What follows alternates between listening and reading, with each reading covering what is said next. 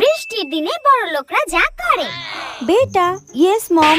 দেখো বাইরের ওয়েদারটা কি সুন্দর আর বৃষ্টিও পড়ছে। হ্যাঁ, চলো আমরা গাড়ি করে বাইরের দিকে কোথাও ঘুরে আসি আর বৃষ্টিটাকে এনজয় করে আসি। চলো। হোয়াট, সিরিয়াসলি মম, তুমি এখন ঘুরতে যাবে? আমি তো রেডি হয়ে আছি, চলো তুমি চট করে গিয়ে রেডি হয়ে এসো। আমি আর তুমি ঘুরতে ঘুরতে রেস্টুরেন্টে যাব আর গিয়ে গরম গরম পাকোড়া খাবো। গরম গরম পাকোড়া? তুমি আমাকে 5 মিনিট দাও, আমি এক্ষুনি রেডি হয়ে আসছি। বৃষ্টির দিনে আমার মা যা করে। এই শোনা, শোন না। হ্যাঁ মা বলো। বাইরে দেখ কি সুন্দর বৃষ্টি হচ্ছে, একটা জিনিস বানাবো, খাবি? কি বানাবে মা?